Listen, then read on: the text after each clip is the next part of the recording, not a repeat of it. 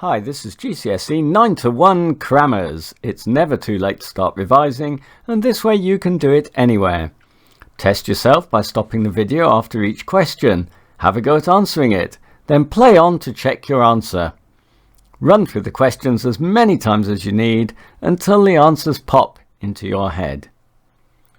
Today we're revising Biology Topic 3.1, Protists, Vectors and Other Plant Diseases. We will be covering protists, vectors, other plant diseases and monoclonal antibody test kits. So, let's do a quick recap on what are pathogens.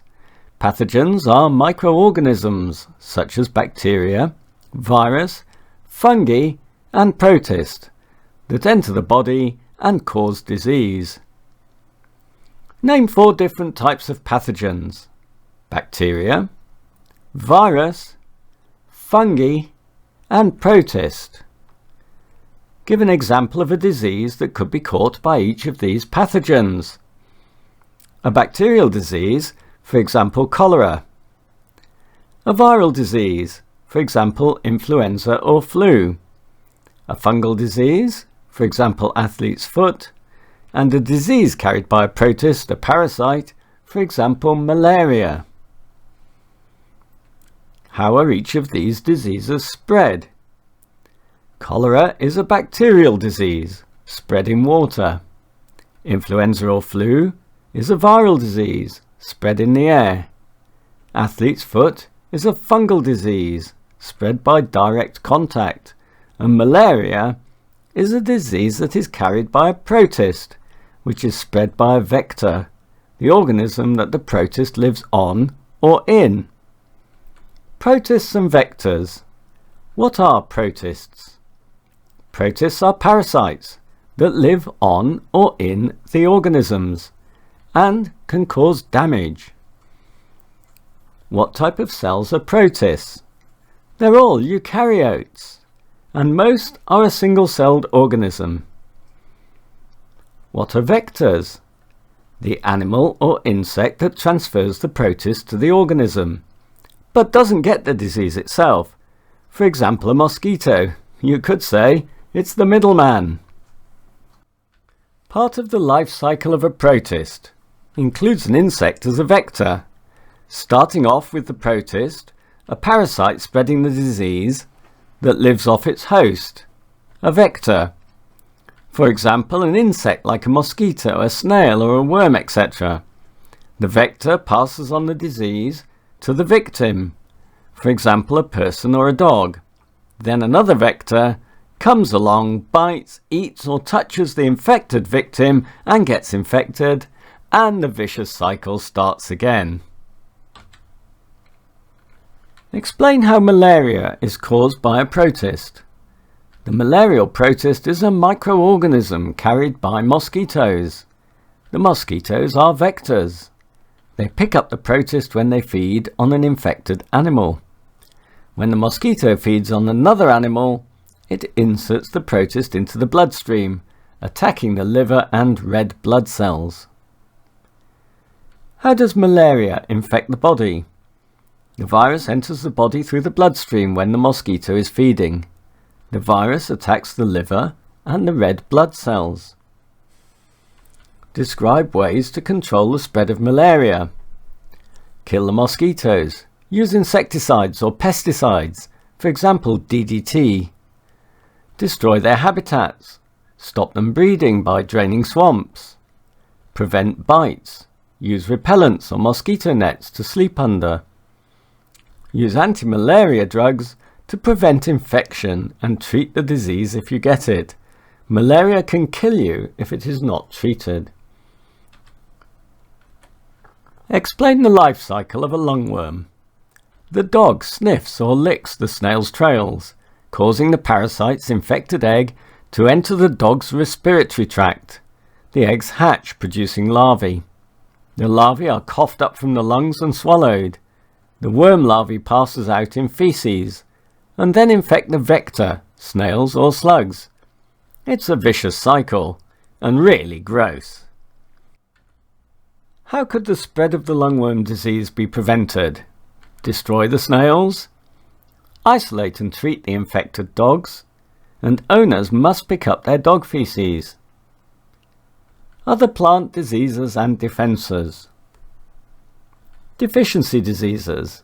Name 2 mineral ions that plants need from the soil in order to keep healthy. Nitrates and magnesium ions.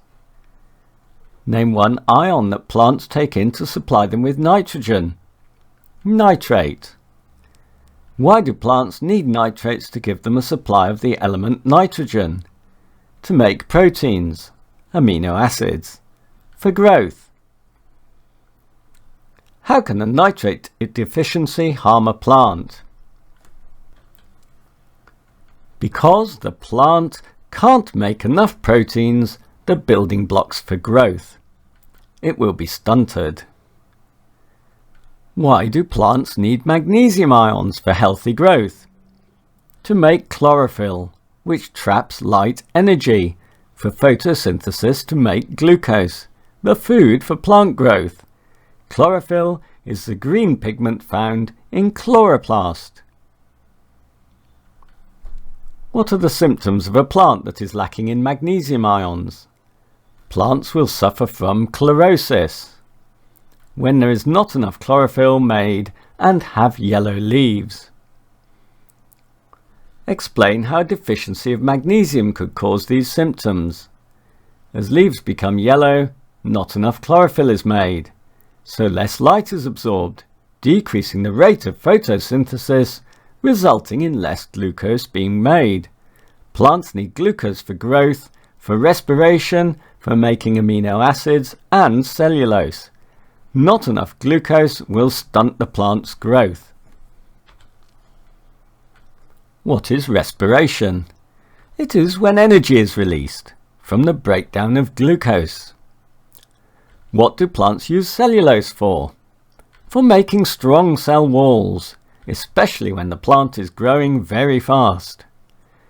Name a pest, a small insect that carries pathogens and can cause damage to plants. An aphid. An aphid feeds by inserting its sharp mouthpiece into the stem of a plant. Why would the mouthpiece of the aphid contain a high concentration of dissolved sugars after feeding?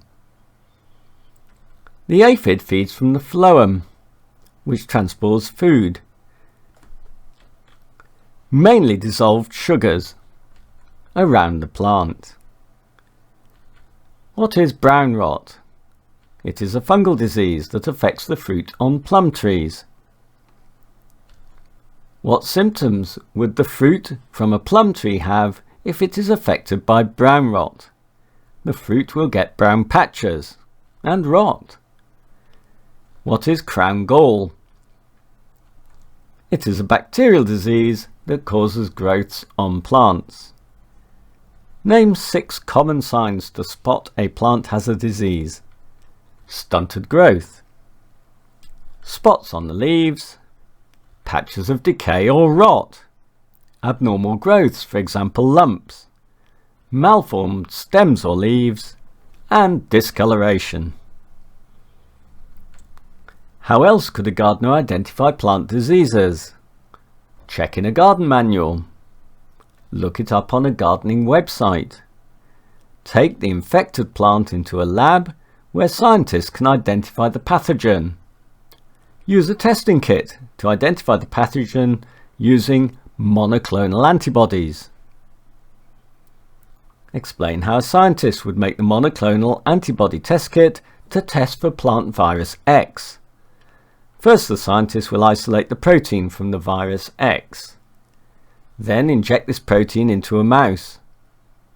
B lymphocytes are taken from the mouse and fused with a tumour cell to make a hybridoma cell, which divide quickly to make lots of clones that produce monoclonal antibodies specific to the plant virus X's antigen. These monoclonal antibodies are then used in test kits to detect for the plant virus X's protein antigen. What are B lymphocytes? White blood cells that produce antibodies. What is a hybridoma cell? when B lymphocyte is fused with a tumour cell. In this video you've learnt about the different types of pathogens, protists and vectors, as well as few other plant diseases. Take time to learn this topic so you can nail those questions in the Biology GCSE Paper 1 exam. How do you do that? Repetition, repetition and repetition. If you go over these enough times, you'll be able to answer any questions on this topic confidently in your exam. This is GCSE 9-1 Crammers, and if you like the content of this video, give us a thumbs up. And if you have a question or need help, give us a comment below. And don't forget, smash that subscribe button if you want more Crammers videos for your exam success. Thanks for watching and see you again soon.